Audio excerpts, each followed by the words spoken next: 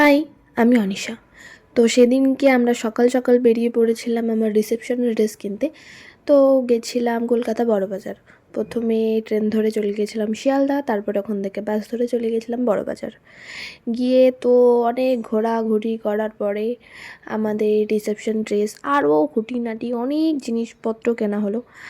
আর অনেকটা বেলাও হয়ে গেছিলো বলে আমাদের খুব খিদে পেয়ে গেছিলো, তাই আগে পেট পুজো করে তারপরে আমরা গিয়েছিলাম আমার হাজব্যান্ডের রিসেপশন ড্রেস কিনতে।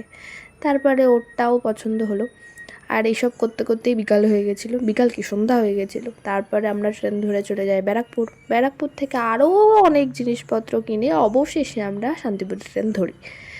তা এইসব করতে করতে মানে আমাদের বাড়ি পৌঁছাতে পৌঁছাতে দেখো কতটা রাত হয়ে গেছে, আর ট্রেন তো পুরো ফাঁকা। তারপর এখানে কেন দৌড়াচ্ছে আমি জানি না, যাই হোক বাড়ি চলে এসেছে এই আনন্দে হয়তো। তো আজকের ভিডিও এইটুকুনি, টাটা বাই।